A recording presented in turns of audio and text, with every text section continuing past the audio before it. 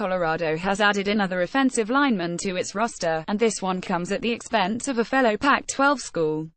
The Buffs announced Friday that Kanan Ray has signed a financial aid agreement with the football program and will enroll in school for the spring 2018 semester. For CU, the versatile lineman will have 4 years of eligibility to use starting with this season, and will begin practicing with his new Buffalo's teammates this spring.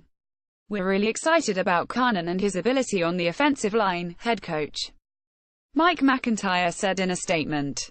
"He can play guard and tackle, and he brings a lot to the table. He was a young man we recruited before and we finally got him here, so we are excited about having him at CU and his future is very bright." Ray signed with UCLA as part of the Bruins' 2017 recruiting class but never enrolled in classes at the university, because he was recovering from shoulder surgery. Ray was taking a gray shirt and was expected to be on the practice field when the Bruins kicked off spring practice in a couple of months. Instead, he opted for CU, a school he strongly considered before signing with UCLA. 247sports.com rated Ray as a 3-star prospect, while Rivals.com had him as a 4-star.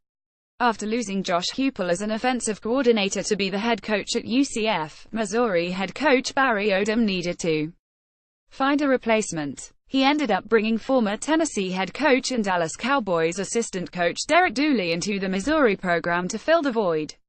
For Dooley, a chance to return to the college game and in the SEC is one he embraced, and he seems to be looking forward to putting his past at Tennessee behind him as he hopes to help keep Missouri moving forward. "Getting back into the crosshairs is a little bit more my personality," Dooley said Friday at his first press conference with Missouri media. According to the St. Louis Post-Dispatch, "It's easy to stay removed from the firing line. You guys have the ammo and you're firing away. That's okay. That's your job. But there's a lot of personalities in coaching that don't like that. And that's okay. They're great coaches. But I guess that's not mine. I'm a glutton for punishment." As far as Odom is concerned, he seems optimistic about hiring an offensive coordinator with a bit of a chip on his shoulder. "He's got something to prove," Odom said. Odom also said he has something to prove. After a rough start to the 2017 season, Odom made a passionate claim he was the right guy to coach the Tigers. Sure enough, Missouri turned things around in a big way to reach a bowl game.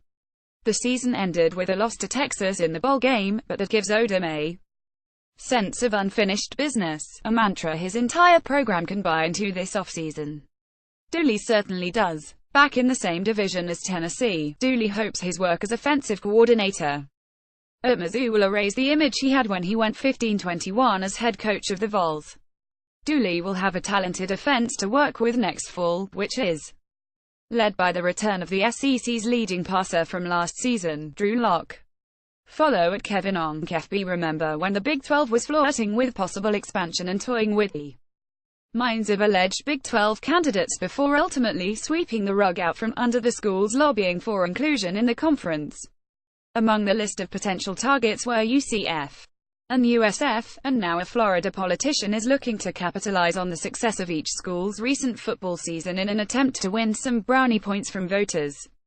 Republican Representative Bobby Olszewski has written a letter to Big 12 Commissioner Bob Bowlesby, making sure the commissioner of the conference has not forgotten just how valuable the additions of UCF and USF could, in theory, be for the Big 12. The focus, of course, comes in with the all-important television ratings. More than ever during the college football season, we saw how important television ratings are to bowl games, the conferences, and the college football playoff, Olszewski writes. With UCF and USF representing the greater Central Florida and Tampa Bay media markets.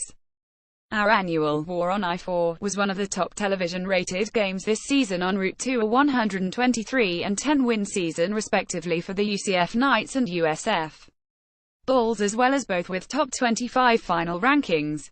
There have been no hints of possible expansion for the Big 12 on the horizon since the conference last openly discussed the idea, and the success of UCF and USF is not going to be enough to attract the Big 12 to reopening the discussion again just yet. There may come a time when the Big 12 feels the itch to expand again, but the last time it discussed the idea it led to a complete meltdown. The Big 12 is doing just fine right now, but it could also be the conference in most need of some upgrades if the realignment fund does kick up again. And when it does, expect UCF and USF lobbyists pushing for the elusive Big 12 invite once again. Helmet sticker to SB Nation.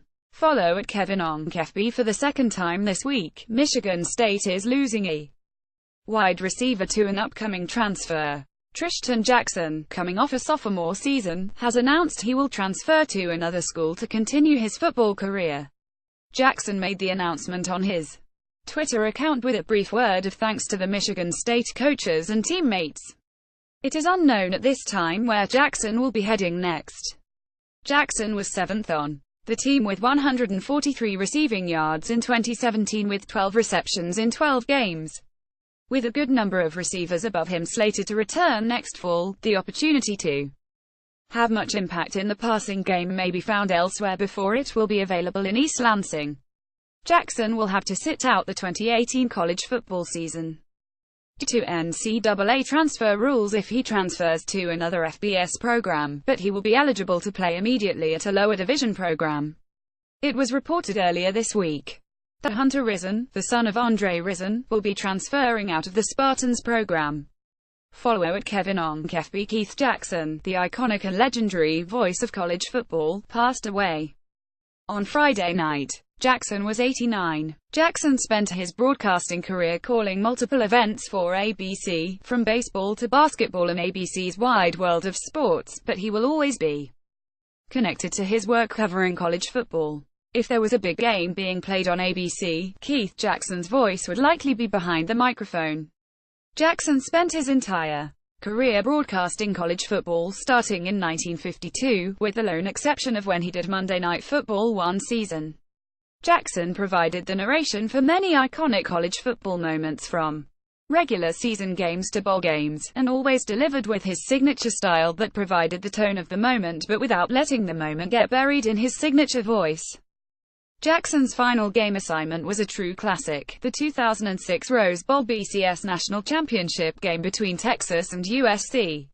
It was a fitting way for Jackson's final broadcast assignment to send him off into retirement. Jackson has done more to lend his voice to college football's history over the years before and after his retirement from broadcasting. His work on team videos have helped preserve the history of various college football programs, and he continued to help the Big Ten Network with documentary features as well. Jackson was awarded the Gold Medal Award by the National Football Foundation in 1999, and the Rose Bowl Stadium's TV booth has been named in his honor. It is Jackson that is largely credited with nicknaming the Rose Bowl the granddaddy of them all. Jackson is also believed to have nicknamed Michigan Stadium the Big House. Jackson had a wide-spanning appeal across the college football landscape because he had a deep understanding and appreciation of the sport from multiple angles. Jackson was able to relay the significance of different traditions and stories for the games he could because he invested himself in the pageantry and tradition wherever he traveled. Over the years, listening to Jackson call a game was more and more like having someone tell us a story, and we could not wait to hear what happened next. Rest in peace, Keith Jackson, and thanks for all of the memories.